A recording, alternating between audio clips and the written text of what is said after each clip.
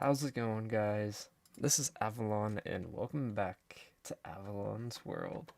Last episode, we did some exploring, got ourselves some pandas. So if you missed that one, go check it out. It was pretty fun, pretty entertaining. It's my first time seeing pandas and the bamboo forest, so that was pretty cool. But in today's episode, I just glided there. Don't know how I did that. Anyway, in today's episode, we are going to be working on a couple of nano farms, as I would probably call them. So up on that ridge up here, I can actually show you. I'm going to be putting a handful of little tiny micro farms, nano builds, stuff that are going to be useful in the coming builds and coming episodes, and just in general like need. So that's where I'm going to put them. I'm going to move that portal somewhere close by, because it's going to be semi-permanent until they get the Nether update out, and that probably won't work anymore.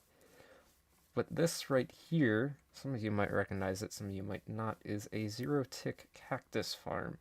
Now these things are pretty broken. They can grow crops really quickly, and I only left this going for like 5 minutes, and it got 9 bone meal, and cactus sucks for a composter, so yeah.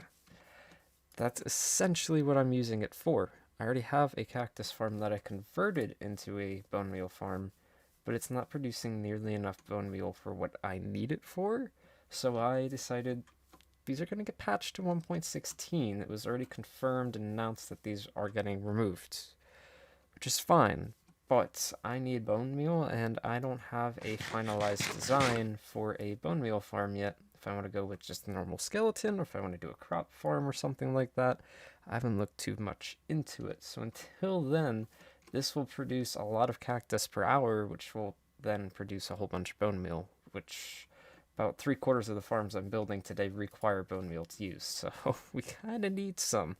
I have gotten a whole bunch of bones from fighting wither skeletons in the Nether, but we need a supply that's kind of renewable for now. So we're going to move this. I built it here to test it. Probably somewhere over under here. Probably right off here. Right underneath there, we're going to make a little storage area and get it all hooked up. And then we'll move up there and build the other nano micro farm builds that I just mentioned. I've yet to mention what they are, so you gotta stay tuned for that. But I'm going to build this over there, transfer it over, decorate the room, and I will be back once I got some progress to show you. Alright. I moved the machine over from over there over to here, and here we got the cheaty zero-tick cactus farm.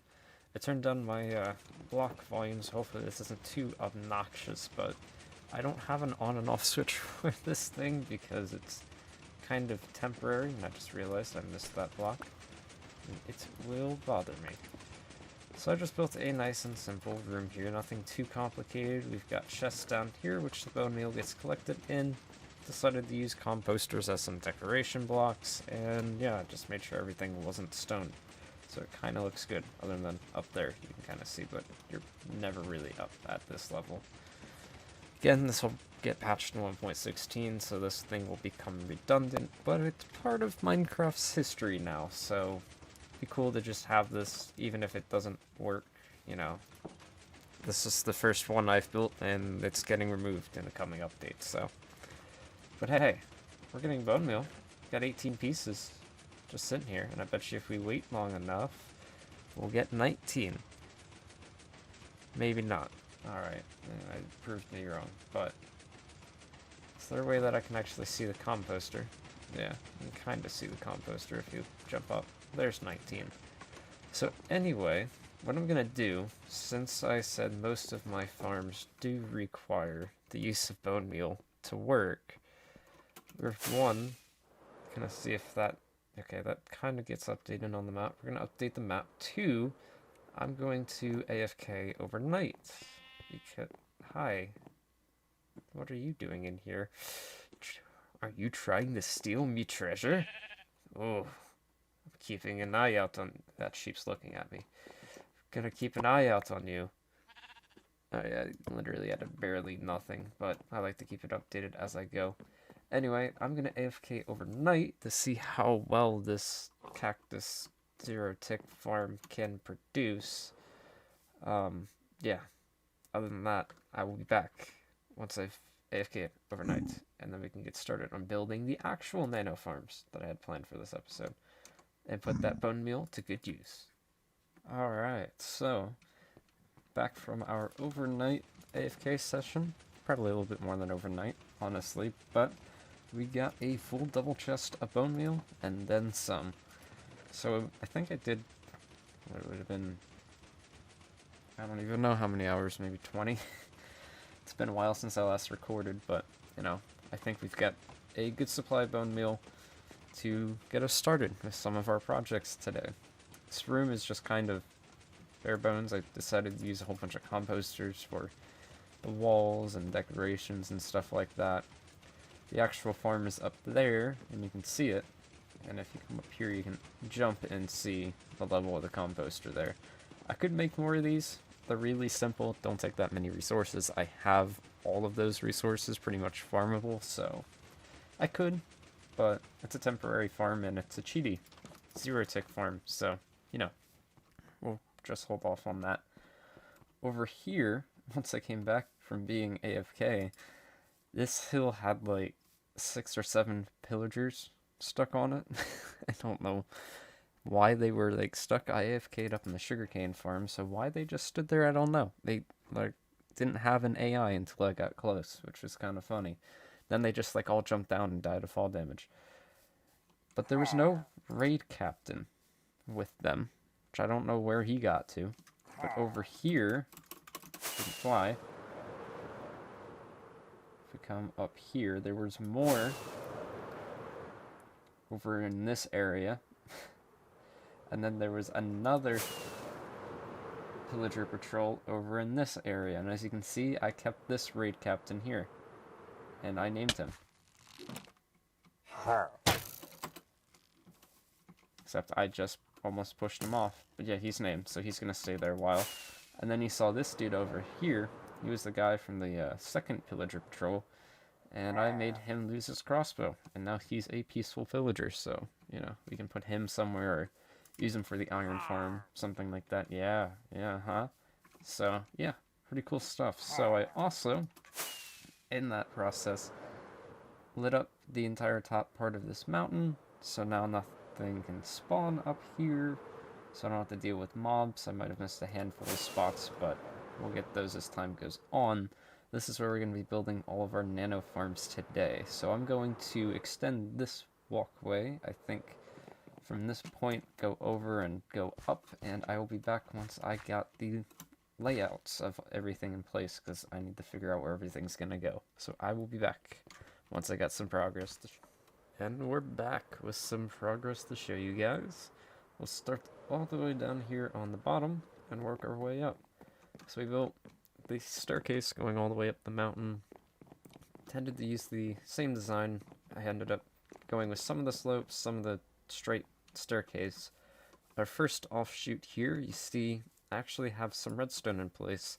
Some of them, it was just easier to build the farm instead of wait for it, just to kind of get to dimensions, because I did use, this is a new design for me, but the other farms I'm using I've all used before.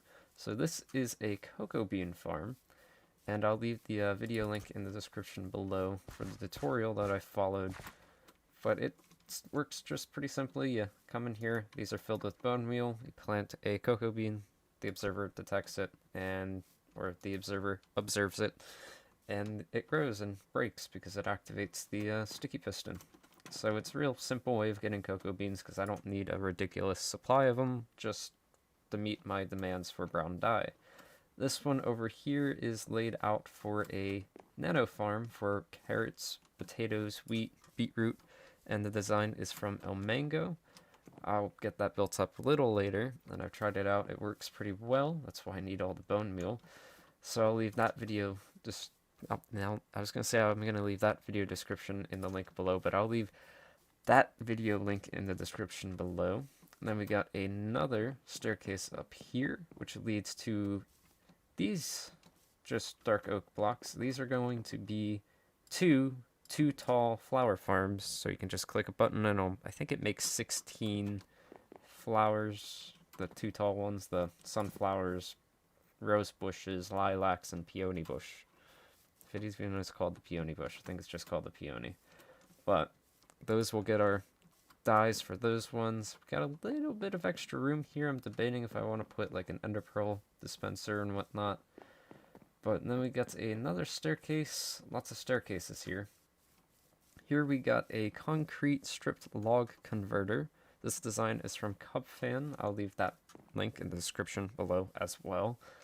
This is a design I've used plenty of times in the past. I have no problems with it. I just have to get an unenchanted axe and pickaxe, or at least ones without efficiency, because this design uses ones without efficiency specifically. So we'll just keep those up here, maybe throw mending on them and repair them every now and then.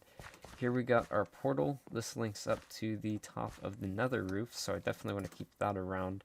I'm going to end up using the acacia logs to kind of make a nice little building surrounding it, build it up a little bit. And then over here, I just marked this out so I know where I need to dig, but this is going to be a bubble column. So this essentially is going to come out somewhere like in here. So probably going to make an entrance, and then it's just going to shoot you straight up so you can get up to the nether portal really quickly from my house here, because going down there if I don't have wings will take some time, and I'll probably be making a lot more stuff on the top of the nether roof once 1.16 comes around, if that sticks around. Hopefully it does. So we'll just build up a nice little structure here and go from there. But yeah, so that's the progress I made so far. We got 2 of the, I guess 5 farms in place. So let me build up the other 2, or build up one of them or something like that, and I will be back once I get some progress to show. Okay, I made some progress. The first one here I'll show you is the cocoa bean farm. I actually got them in here. So, like I said, I'll leave the link to this down in the description below. Messing up my words here. It's fairly simple. All you gotta do is just drop it down and let it do its thing. Nice and simple. It's not too quick, but I don't need a ridiculous supply of cocoa beans. And yeah, it doesn't use too much bone meal, and the only flaw with it is the building I put around it. It opens up some trapdoors, but I will live with that. I'll probably plant a tree somewhere in the vicinity here to fill in some space. And then over here, we've got the Nano farm, which you can see in my inventory I've been testing out. It's been working pretty well.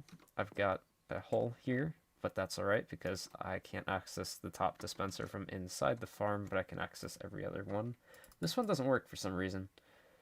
I don't know why, but essentially all you do is you just hold down right click, and it'll just get you a whole bunch of whatever you're trying to grow. Some wheat, some carrots, potatoes, beetroots even, if that's more your style.